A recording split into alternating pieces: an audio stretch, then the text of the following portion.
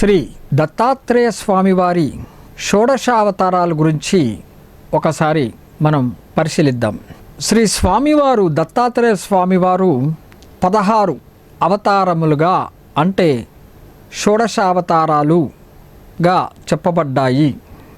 దాన్ని బట్టే మనము షోడశావతారాలు అని మనం చెప్పుకోవడం జరిగింది. మరి ఈ 16 అవతారాలు కనుక మనం ఒకసారి గమనిస్తే వాటి పేర్లను మనం ఇప్పుడు ఒకసారి తెలుసుకుందాం. 16 అవతారాల యొక్క పేర్లను. ఒకటి యోగిరాజైన దత్తాత్రేయ స్వామివారు. మరి రెండవది అత్రివరదుడైన శ్రీ దత్తాత్రేయ స్వామివారు. మూడవది జగద్గురువైన దత్తాత్రేయ స్వామివారు. నాలుగవది కాలాగ్ని సమానుడైన శ్రీ దత్తాత్రేయ స్వామివారు. ఐదవది యోగి జనవల్లభుడైన దత్తప్రభువు. ఆరవది లీలా విశ్వాంభరుడైన శ్రీ దత్తప్రభువు. ఏడవది సిద్ధరాజైన శ్రీ దత్తప్రభువు. ఎనిమిదవది జ్ఞానసాగరుడైన దత్తప్రభువు. అలాగే 9వది విశ్వంభరావధూతగా దత్తప్రభువు. 10వది మాయావధూతగా దత్తప్రభువు. 11వది మాయాయుక్తావధూతగా దత్తప్రభువు.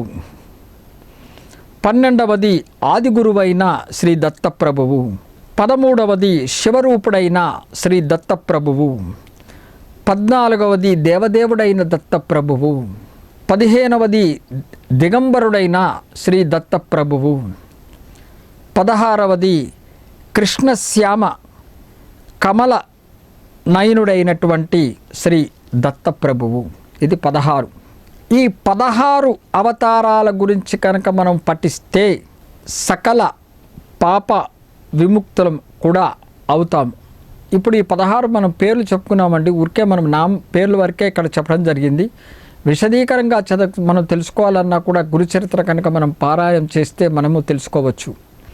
కాబట్టి 16 నామాల గురించి మనము చెప్పడం జరిగింది. 16 నామాలు. ఈ నామాలు కనుక మనము జాగ్రత్తగా భక్తి శ్రద్ధలతో కనుక పఠిస్తే తద్వారా మనకి సకల పాప విముక్తులం అవుతాము. కాబట్టి దత్తాత్రేయ స్వామి వారు ఎవరు అంటే ఆది గురువు, జగద్గురువు అనేటువంటి విషయం మనం ఎప్పుడూ కూడా ఎరుక కలిగి ఉండాలి. మరి ఈ 16 అవతారాలలో 7వ అవతారమైనటువంటి సిద్ధరాజైన దత్తప్రభు అని చెప్పుకున్నాం. 7వ నామం సిద్ధరాజైన దత్తప్రభు అని. ఈ అవతారంలో దత్తుడిని ఒకరు నీకు గురువు ఎవరు అని ప్రశ్నించడం జరుగుతుంది. అప్పుడు స్వామివారు అంటారంట నాకు గురువే లేరు అనే విషయం చెప్పడం జరుగుతుంది. ఆయన జవాబిచ్చారన్నమాట.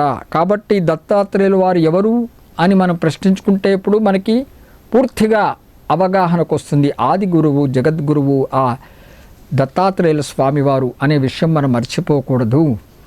సాక్షాత్తు వారు ఆది గురువు, జగద్గురువు. అందుకనే స్వామివారు మరి ఆ 7వ అవతారమైనటువంటి సిద్ధరాజైన దత్తప్రభువు అనే అవతారంలో ఒకరు ప్రశ్నించినప్పుడు స్వామి మీ గురువు ఎవరు అని ప్రశ్న వేసినప్పుడు స్వామివారు ఏం జవాబిచ్చారు అంటే నాకు గురువే లేరు అన్నారు. స్వామివారు అంటే ఆది గురువు, జగద్గురువు శ్రీ దత్తాత్రేయ స్వామివారు. సృష్టి స్థితి లయకారులు బ్రహ్మ విష్ణు మహేశ్వరుల యొక్క కలయిక రూపమే దత్తాత్రేయ స్వామివారు జగద్గురువుగా అవతరించారు పరమాత్మ అనేటువంటి విషయము మనము గ్రహించాలి. అలాగే 16 అవతారములలో 8వ అవతారమైనటువంటిది జ్ఞానసాగరుడైన దత్తప్రభువు అని చెప్పుకున్నాం. అందులో కూడా శ్రీ దత్తుడిని ఒకరు ప్రశ్నించడం జరిగింది. అప్పుడు నాకు గురువే లేరు అని స్వామివారు మళ్ళీ చెప్పడం జరిగింది. అంటే మనం ఇక్కడ గమనించినట్టు యావత్ జీవకోటికి యావత్ జగత్తుకే స్వామివారు దత్తాత్రేయ స్వామివారు ఆది గురువు, జగద్గురువు వారే అనేటువంటి విషయం మనం గ్రహించాలి. ప్రతి జీవికి కూడా ఆ సద్గురువు వారే.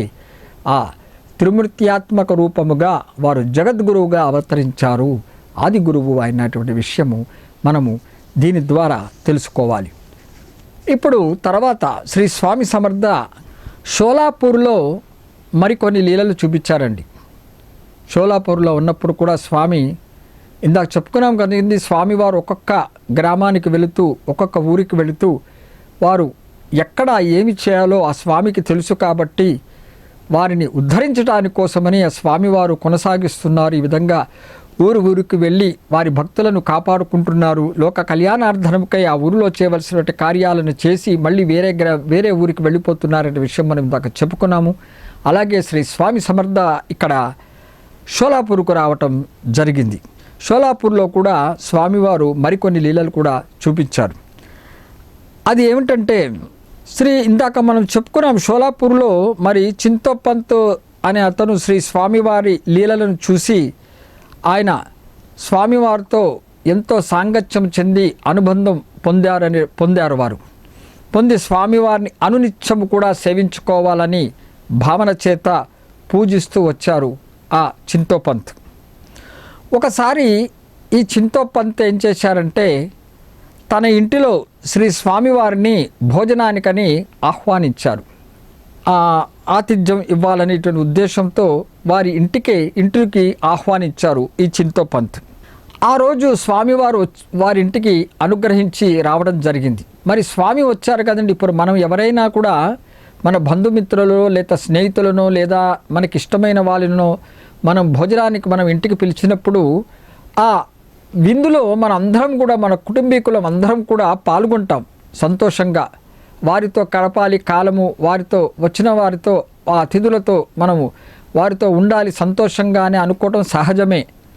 అలాగే ఇక్కడ చింతోపంత్ అనే భక్తుడు శ్రీ స్వామి సమర్థని మరి వారి ఇంటికి భోజనానికి ఆహ్వానించినప్పుడు, ఆతిథ్యం ఇవ్వాలని సంకల్పించినప్పుడు వారి ఇంటిళ్ళ పాలిట అందరూ కూడా స్వామివారిని మరి ఆతిథ్యం ఇచ్చేటప్పుడు అందరూ కూడా పాల్గొవాలని ఆ రోజు అందరూ కూడా సిద్ధపడ్డారట. అందరూ కుటుంబీకులందరూ కూడా ఎక్కడికి వెళ్లకుండా వారందరూ కూడా స్వామితో గడపాలనే ఉద్దేశంతో వాళ్ళంతా కూడా సిద్ధమయ్యారు. మరి ఆ చింతోపంత్ యొక్క కుమారుడు కూడా అదే సమయంలో అక్కడ ఉన్నాడు. అతని పేరు దాజీబా పంత్ అనే అతని కుమారుడు. నిజానికి అతనికి ఆ రోజు ఆఫీస్కి వెళ్ళే పని ఉంది. మరి ఆఫీస్ వెళ్ళాలనుకున్నాడు. అయినప్పటికీ కూడా సాక్షాత్తు స్వామి సమర్థ వారి ఇంటికి వస్తున్నారనే విషయం గ్రహించి స్వామివారికి ఆతిథ్యం ఇచ్చి అందరితో పాటు భోజనం చేసిన తర్వాత ఆఫీస్కి వెళదాం అనే ఉద్దేశంతో ఆ రోజు ఆయన ఉన్నాడు. ఈ చింతోపంత్ కుమారుడైనటువంటి దాజీబా పంత్ అనే అతను. అయితే స్వామివారు వారింటికి రావడం జరిగింది. కానీ అందరూ కలిసి ఆ భోంచేసిన తర్వాత అతని కుమారుడు వెళ్దామని అనుకున్నాడు. కానీ చిత్రం ఏంటంటే స్వామివారు సమర్థులు కాబట్టి ప్రతి వారి యొక్క మనసులో ఉన్నటువంటి విషయము వారికి తెలుసు కాబట్టి ఆ చింతోపంత్ కుమారుడైనటువంటి మరి ఆ దాజీబా పంత్ అనుకున్న విషయం కూడా గ్రహించి మరి ఇక్కడికి భోంచేసేసుకున్న తర్వాత అతను ఆఫీస్ వెళ్దామనే ఉద్దేశంలో ఉన్నాడు. కాబట్టి స్వామివారి చిత్రంగా ఏం చేశారట, కంచం ముట్టుకోకుండా అలా కూర్చున్నట్ట, భోజనం చేయకుండా. ఎందుకంటే స్వామివారు భోజనం చేయందే వీరందరూ కూడా భోజనం చేయరు కదండి. మరి అతిథికి మర్యాద ఇచ్చిన తర్వాతే కదా మిగతాది ఏదైనా చేసేది కూడా. అలాగే మరి స్వామివారు భోజనం చేసిన తర్వాత వీళ్ళందరూ భోజనం చేసిన తర్వాత అతని కుమారుడు ఆఫీస్కి వెళ్దాం అనుకున్నాడు. కానీ స్వామి అది గ్రహించి పరీక్ష పెట్టాడు. ఆయన కంచం ముట్టుకోకుండా అలా కూర్చుండిపోయారు.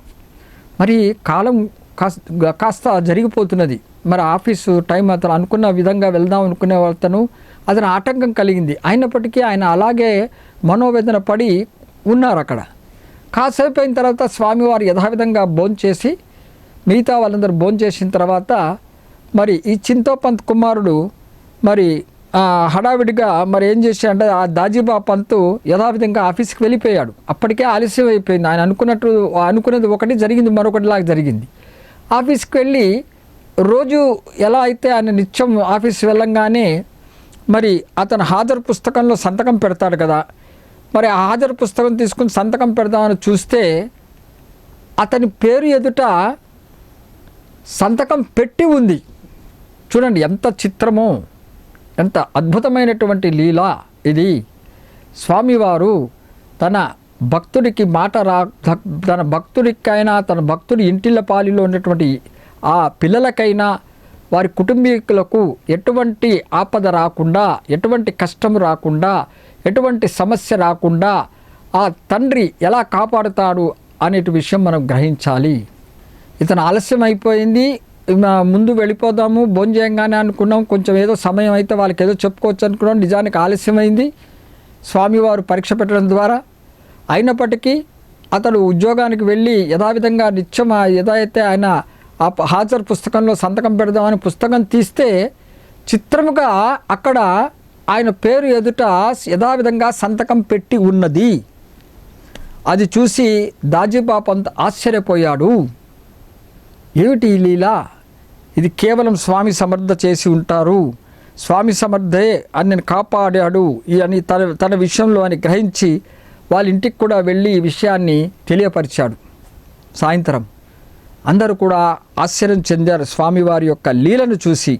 అందరూ కూడా ఆనందపడి ఆశ్చర్యపడ్డారు. తన స్వామివారు ఆ కుటుంబీకులను ఎలా కాపాడారు, ఎలా రక్షిస్తున్నారు అనేటువంటి విషయం తెలుసుకున్నారు. కాబట్టి తన భక్తులను స్వామివారు ఎలా ఆదుకుంటున్నారు అనేటువంటి విషయం గ్రహించాలి. అంటే మన నిత్య జీవితంలో ఎవరైనా సరే ఒక గురువును కనుక మనము పూర్తి విశ్వాసంతో పట్టుకుంటే మన జీవితంలో జరిగే ప్రతి కార్యంలో అయినా సరే, ఏ చిన్న కార్యమైనా, ఏ ఆపదైనా, ఏ పెద్ద కార్యంలో అయినా సరే ఆ గురువే మన ఇంటిల్లపాలిటీ సమస్యల యొక్క బాధ్యతలు అన్నీ కూడా వారే తీసుకుంటారు, వారే మనల్ని రక్షిస్తారు అనే విషయం కూడా మనం అర్థం చేసుకోవాలి. ఇందులో ఉన్నటువంటి అంతరార్థాన్ని మనం గ్రహించాలి. దత్తాత్రేయులు స్వామి వారు మరి అంతటి ఆది గురువు, జగద్గురువు తన పిల్లల్ని ఏ విధంగా రక్షించుకుంటారనే విషయం కూడా మనము ఈ లీల ద్వారా మనం గ్రహించాలి. షోలాపూర్లోనే స్వామి సమర్థ సిద్ధేశ్వర మందిరానికి వెళ్ళారటండి. అక్కడ ఒక సిద్ధేశ్వర స్వామి వారి మందిరం ఉంది. ఆ మందిరానికి స్వామి సమర్థ వెళ్ళడం జరిగింది. అక్కడ ఉన్నటువంటి కొలనులో నీరు లేకపోవటం చేత స్వామి సమర్థ అక్కడ గమనించారు. ఆలయానికి వెళ్ళారు. మనం చూస్తుంటాము ఆలయం దగ్గర మరో కొలను ఉంటుంది. ఆ కొలనులో ఎప్పుడు కూడా నీరు ఉంటుంది. అందరూ కూడా ఆ కొలనులో స్నానం చేయటము లేదా కొలనులో మెట్ల మీద దిగి ఆ నీటిని తల మీద చల్లుకోవటం ఇలా చేస్తూ ఉంటాం. యథావిధంగా స్వామి కూడా ఆ సిద్ధేశ్వర ఆలయానికి వెళ్ళినప్పుడు మరి అక్కడ కొలను దగ్గర వెళితే ఆ కొలనులో నీటి బొట్టు కూడా లేదు. ఆ షోలాపూర్లో ఉన్నటువంటి సిద్ధేశ్వర స్వామి మందిరం దగ్గర ఉన్నటువంటి కొలనులో నీటి చుక్క కూడా లేదు. అది గమనించినటువంటి స్వామి సమర్థ ఏం చేశారంటే చిత్రంగా మళ్ళీ అక్కడ వెళ్ళి మూత్ర విసర్జనం చేశారు. మనం ఇందాక చెప్పుకున్నామండి, ఏది మంగళవేడాలో మరి స్వామివారు బాబాజీ భట్ ఇంటికి వెళ్ళి మంచి తీర్థం అడుగుతారు. మరి ఆ ఇంటిలో ఉన్నటువంటి ఆ యజమానురాలు బయటకి వచ్చి, స్వామి మా ఇంటిలో ఉన్నటువంటి ఒక బావి ఉన్నది, ఆ బావిలో నీరు లేదు, మీకు కనీసం మంచి తీర్థం కూడా ఇవ్వలేకపోతున్నామని బాధపడుతున్నప్పుడు స్వామివారు లోనికి ప్రవేశించి ఆ బావి దగ్గరికి వెళ్ళి ఒక చిన్న పిల్లవాడిలాగా మూత్ర విసర్జనం చేయటం ద్వారా ఆ బావిలో నీరు పైకి వచ్చి పూర్తిగా బావి అంతా కూడా నీటితో నిండిపోయిందనే విషయం మనం చెప్పుకున్నాం. అలాంటి సంఘటనే ఇక్కడ మరి షోలాపూర్లో సిద్ధేశ్వర ఆలయంలో కొలను దగ్గర కొలనులో నీరు కూడా లేనప్పుడు స్వామివారు అది గమనించి తిరిగి అక్కడ మూత్ర విసర్జనం చేయటం ద్వారా ఆ కొలనులో పూర్తిగా నీటితో నిండిపోయింది. మరి అది చూసిన జనులందరూ కూడా ఆశ్చర్యపోయారట. అది మరి మొదట ఏం చేశారు, ఈయన స్వామి సమర్థ అక్కడ మూత్ర విసర్జనం చేస్తున్నప్పుడు మొదలు అక్కడ చూసినటువంటి జనులు కానీ అక్కడ దేవాలయం అధికారులు కానీ వాళ్ళంతా చూసి కూడా స్వామి సమర్థని తిట్టారటండి. సహజమే కదా, ఎందుకంటే అక్కడ పోయి మూత్ర విసర్జన చేస్తుంటే అందరూ కేకలేశారట. కానీ ఆయన ఒక అవధూత అని తెలియదు కదా, మరి స్వామి సాక్షాత్తు దత్తాత్రేయ స్వామి వారే వచ్చారనే విషయం ఎవరికి తెలియదు కదా. మాన్యుని వాళ్ళగా భావించి అక్కడ ఉన్న వాళ్ళందరూ కూడా తిట్టడం జరిగింది. కానీ స్వామి సమర్థ ఎప్పుడైతే మూత్ర విసర్జనం చేశారో ఆ కొలన అడుగు భాగము నుండి పూర్తిగా నీరు పొంగి పైకి వచ్చిందిట. ఈ ఆశ్చర్యకరమైనటువంటి ఘటన చూసి తిరిగి ఆ జనులందరూ కూడా, అక్కడ ఉన్నటువంటి జనులు అలాగే దేవాలయం అధికారులంతా కూడా ఆశ్చర్యపోయారట. ఈ లీలను చూసి, స్వామి సమర్థ చూపించినటువంటి ఈ లీలను చూసి అందరూ కూడా ఆశ్చర్యపోయారు. వచ్చినటువంటి వారు సామాన్యమైనటువంటి మానవులు కారు, ఒక గొప్ప సిద్ధ పురుషులు, మహాపురుషులు, ఒక సద్గురువు, ఒక సాక్షాత్తు పరమాత్మయే అక్కడ వచ్చారు అనేటువంటి విషయం అందరూ కూడా గ్రహించి స్వామివారికి శరణు కోరుతూ వారి యొక్క పాదములపైన సాష్టాంగ నమస్కారం చేసుకున్నారు. స్వామిని క్షమించమని కోరారట అక్కడ ఉన్నటువంటి జనులందరూ కూడా. తర్వాత ఇప్పుడు స్వామి సమర్థ ఈ విధంగా షోలాపూర్లో కూడా కొన్ని లీలలు చేసిన పిదప ఎన్నో లీలలు చేశారండి స్వామి సమర్థ. మనం చెప్పుకుంటూ వెళ్తూ ఉంటే, ఆ అద్భుతమైనటువంటి లీలలు చెప్పుకుంటూ ఉంటే మనకి ఆనందం కలుగుతూ ఉంటుంది. కానీ మనం స్వామి సమర్థ గురించి మనం అన్నీ తెలుసుకోవాలి, ఎక్కడెక్కడ చేశారు లీలలు అని కొన్ని ముఖ్యమైన ఘటనలు తీసుకొని మీకు చెప్పడం జరుగుతున్నది మాట. స్వామి సమర్థ చరిత్రను చదివితే మనకి అద్భుతంగా తెలుస్తుంది. అందులో గొప్ప గొప్ప విషయాలు, గొప్ప గొప్ప బోధనలు, గొప్ప గొప్ప లీలలు మనకి కనబడుతూ ఉంటాయి. కాబట్టి కొన్ని చెప్పడం ఇక్కడ జరిగింది. షోలాపూర్లో ఈ విధంగా స్వామివారి యొక్క లీలను ప్రదర్శింపజేసిన తర్వాత ఇప్పుడు స్వామివారు అక్కలకోటకు వస్తున్నారు. అక్కలకోటకు ప్రయాణమయ్యారు. అందుకనే శ్రీ స్వామి సమర్థ అక్కలకోట మహారాజు అని ఎందుకన్నారంటే, అక్కలకోటలోనే ఇంకా ఉండిపోయారు స్వామి సమర్థ. అలా తిరిగి ఇందాక అనేక ప్రదేశాలు చెప్పుకున్నాం. అక్కలకోట రాక మునుపు స్వామివారు భారతదేశంలో ఎక్కడెక్కడ తిరిగారు, ఏ ప్రదేశంకి వెళ్ళారు, ఏ ప్రదేశంలో అద్భుతమైనటువంటి లీలలు చేశారనే విషయం కూడా మనం చెప్పుకోవడం జరిగింది. ఇప్పుడు స్వామివారు అక్కలకోటకి బయలుదేరారు. షోలాపూర్లోని మరి రెవెన్యూ డిపార్ట్మెంట్లో చింతోపంత్ అనే అతను మన గురించి చెప్పుకున్నాం కదండి. ఈ రెవెన్యూ డిపార్ట్మెంట్లో శ్రీ స్వామి సమర్థ భక్తుడైనటువంటి ఆ చింతోపంత్ మమల్తాదార్గా ఆయన పనిచేస్తూ ఉండేవాడు షోలాపూర్లో. వారు ఉద్యోగం నుంచి మరి బయటకు వచ్చేసిన తర్వాత ఆయన ఏం చేశారంటే, స్వామి సమర్థ యొక్క దర్శనం చేసుకోవాలనే ఉద్దేశంతో ఆయన రావడం జరిగింది. ఆయన అనుకోకుండా ఏం చేశాడంటే, ఈ చింతోపంత్కి ఈ ఉద్యోగం ఇక్కడ షోలాపూర్లో ఏదైతే రెవెన్యూ డిపార్ట్మెంట్లో మమల్తార్గా చేస్తున్నాడో, అతను పదవీ విరామణం అయిపోయిన తర్వాత బయటకు వచ్చిన తర్వాత తిరిగి చింతోపంత్కి చిత్రంగా అక్కల్కోటలో మరి రాజుగారి దర్బారులో ఇతనికి ఒక ఉద్యోగం కేటాయించారు. ఆయనను అక్కల్కోటకి రమ్మని చింతోపంత్కి కబురు వచ్చింది. ఇదంతా కూడా కారణమండి. ఇదంతా కూడా పరమేశ్వరుడు, ఆ పరమాత్మ ఆడించే నాటకము. ఎందుకంటే స్వామి సమర్థ అక్కలకోటకు రావాలి, ఇది ఒక నెపమే. ఆయన ఉద్యోగము, ఆయన షోలాపూర్లో అంత అధికార చేసినప్పటికీ, అతను పదవీ విరామం అయిపోయినప్పటికీ కూడా మరొక ఉద్యోగం స్వామి కల్పించి అక్కలకోటలో కల్పించడం అనేది ఆ పరమాత్ముడే సూత్రధారి, ఆ విధంగా నడిపిస్తున్నారనే విషయం మనం గ్రహించాలి. మరి అక్కలకోట రాజుగారి యొక్క దర్బార్లో ఒక కొత్త ఉద్యోగం ఈ చింతోపంత్కి రావడం చేత కబురు వచ్చింది రమ్మని. ఇదంతా కూడా మరి ఎవరు ఆట నడిపించారంటే స్వామి సమర్థయే, శ్రీ దత్తాత్రేయుల స్వామి వారే ఈ ఆట అంతా కూడా జరిపించారనే విషయం మనం గ్రహించాలి. కాబట్టి నిత్య జీవితంలో ఏది జరిగినా కూడా మనం ఏం గ్రహించాలంటే, నేను కర్తనని అనుకోకూడదు, ఇదంతా నా యొక్క ప్రయత్నం ద్వారా ఈ విధంగా జరిగిందని ఎప్పుడు కూడా అనుకోకూడదు. పరమాత్మయే అంతా ఆటను నడిపిస్తున్నాడనే ఎరుక కలిగి ఉండాలి. మనం కేవలం పాత్ర, ఏ పరమాత్మ మనం ఏ పాత్ర ఇచ్చాడో ఆ పాత్రధారులమే అనే విషయం మనం గ్రహించాలి.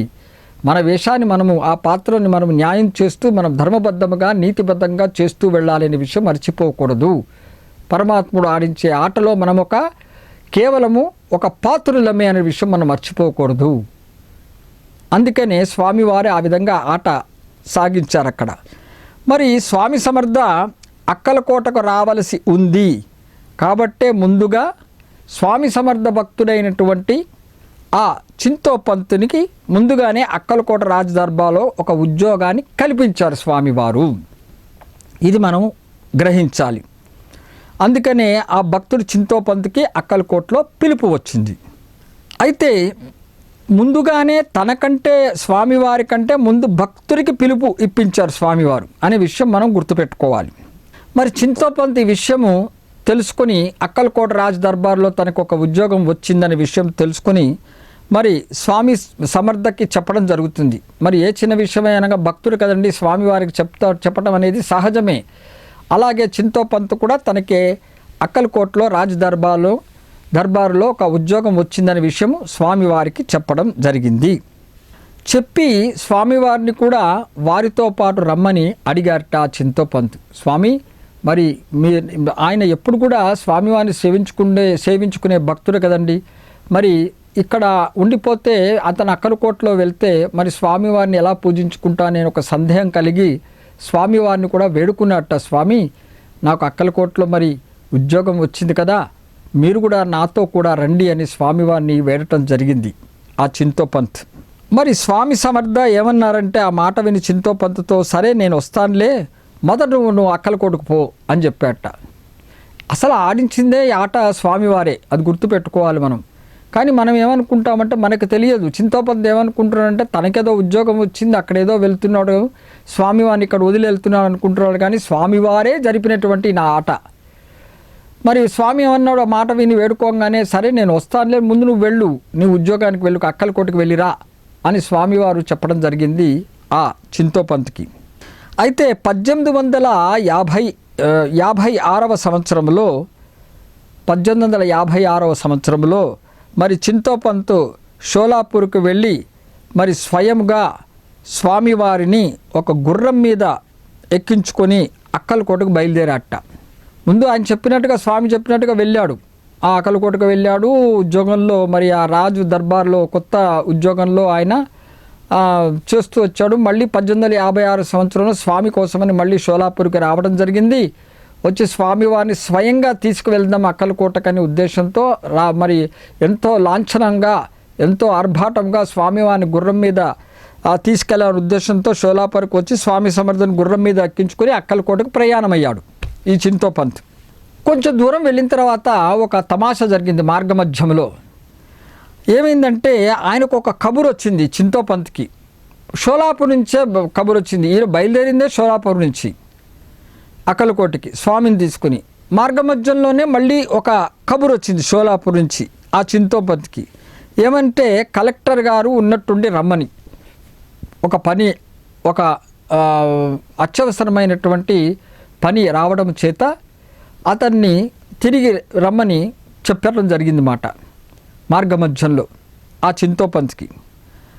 మరి ఈయన ఏం చేశాడంటే స్వామికి, ఈ చింతోపంత్ ఏం చెప్పాడంటే, స్వామి మరి నాకు ఈ విధంగా కలెక్టర్ దగ్గర నుంచి నాకు ఈ విధంగా కబురు వచ్చింది, మరి నేను మళ్ళీ పని మీద షోలాపూర్కి వెళ్ళవలసి వస్తుంది, కాబట్టి మీరు ఇక్కడే ఉండండి అని ఒక చెట్టు చూపించి ఆ చెట్టు దగ్గరే మీరు ఉండండి, నేను పని చూసుకుని మళ్ళీ వచ్చేస్తాను స్వామి అని చెప్పి ఆ చింతోపంత్ స్వామివారిని అక్కడ ఉంచి ఈయన షోలాపూర్కి వెళ్ళటం జరిగింది. చింతోపంత్ ఆయన షోలాపూర్లో ఆ చింతోపంత్ కలెక్టర్ దగ్గర ఏదైతే చెప్పాడో ఆ పని పూర్తి చేసుకుని తిరిగి అతను అక్కలకోటకు బయలుదేరి స్వామివారిని ఎక్కడైతే చెట్టు దగ్గర ఉంచారో ఆ చెట్టు దగ్గరికి వచ్చాడు. స్వామివారిని మళ్ళీ తీసుకుని అక్కలకోటకు వెళ్దామనే ఉద్దేశంతో ఆ చెట్టు దగ్గరికి వచ్చాడు ఆ చింతోపంత్. కానీ అక్కడ స్వామివారు కనిపించలేదు. ఆ చెట్టు దగ్గర అక్కడ వదిలి వెళ్ళాడు కదండి, మరి స్వామివారు అక్కడ కనిపించలేదు. కానీ అక్కడ ఒక పిల్లవాడు కనబడ్డాడు, ఒక పని పిల్లవాడు.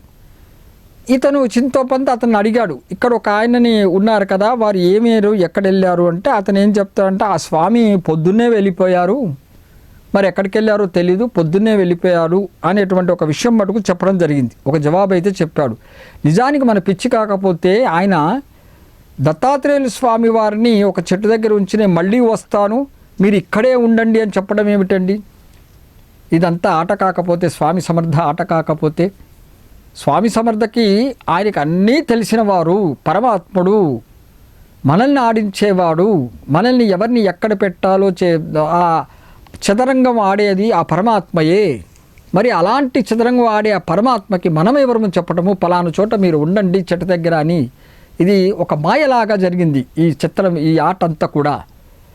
మరి అక్కడ ఉంచారు, వెళ్ళి తిరిగి వచ్చేటప్పుడు ఆ చెట్టు దగ్గర కనిపించబోయేటప్పటికీ ఏమయ్యాడు ఆయన అటువంటి ఒక పిల్లవాడిని అడగడం జరిగింది, పని పిల్లవాడు. అతని ఆయన ఏం చెప్పాడు, ఈ పొద్దున్నే వెళ్ళిపోయాడు స్వామి, ఇక్కడ లేడు అని ఈ చెట్టు దగ్గర ఉన్నటువంటి ఆ స్వామి పొద్దున్నే వెళ్ళిపోయాడు అనేటువంటి విషయము చెప్పడం జరిగింది. మరి చింతపంతు బాధపడ్డాట, అయ్యో నేను అక్కలకోట స్వామి సమర్థని అక్కలకోట తీసుకెళ్దాం అనుకున్నాను కదా, మరి ఇదేంటి మార్గమధ్యంలో ఇలా జరిగింది, నేను అంత ప్రయత్నం చేసి గుర్రం తీసుకెళ్తున్నా, సగం దూరం వెళ్ళేటప్పటికి మళ్ళీ నాకు ఈ కబురు రావటం ఏంటి, వెనుతిరగటం ఏంటి, స్వామివారిని ఇక్కడ పెట్టడం ఏంటి, పని పూర్తి చేసుకుని మళ్ళీ నేను ఇక్కడ వచ్చేటప్పటికి స్వామివారి కనబడపటం ఏంటి, ఇదంతా నా వల్లే జరిగిందని ఒక బాధపడ్డాట. కర్తృత్వాన్ని అతను వేసుకున్నాడు. మనం కర్తలు ఏ చిన్న పనికైనా మనం కర్తలం కాదని గుర్తుపెట్టుకోవాలి. నేను అనేది అసలు ఉండనే ఉండదు. నా ప్రయత్నము నేను నా సొంతంగా నేను చేశాననేది ఎప్పుడు కూడా ఎవరు కూడా అనుకోకూడదు. పూర్తిగా పరమాత్ముడి యొక్క పర్యవేక్షణలోనే జరుగుతుంది. ఏ చిన్న కార్యమైనా కూడా స్వామివారికి తెలిసే జరుగుతుంది, స్వామి యొక్క సమక్షంలోనే జరుగుతుంది. ఏ కార్యమైనా కూడా స్వామివారు ఎలా మన యొక్క పూర్వ జన్మానుగుణంగా మనకి ఏ విధంగా ఉందో ఆ విధంగానే స్వామివారు అక్కడ అంతా కూడా సరిచేసి మన యొక్క జీవితంలో నడిపిస్తాడు. ఆట అనేటువంటి విషయం మనం గ్రహించాలి. ఏ ఆట అయినా సరే ఆయన ఎప్పుడు పలానా చోట ఎలా జరుగుతుంది, పలానా చోట ఎలా జరుగుతుంది, పలానా చోట ఎలా జరుగుతుంది అని ముందే వారు పూర్తిగా మన యొక్క జీవితాన్ని మొత్తం కూడా అక్కడ ఆయన కళ్ళ ముందు చిత్రీకరించి ఆయనకు ముందే రాసి పెట్టడం ద్వారా ఆయన అనుకున్న విధంగా ఆయన పర్యవేక్షణలో ఆయన ఏ విధంగా కూడా అదే విధంగా ప్రతి జీవి యొక్క జీవితం కూడా నడుస్తుందనే విషయం కూడా మనం గ్రహించాలి. కానీ ఇక్కడ పాపం చింతోపంత అలా బాధపడుతున్న నా వల్లనే ఇలా జరిగింది కదా, స్వామివారిని తీసుకొని వెళ్ళలేకపోయారు కదా అని అనుకుంటున్నట్ట. ఈ విధంగా అనుకుంటూ ఆ చింతోపంతు బాధతో మరి అక్కలకోటకు వెళ్ళడం జరిగింది.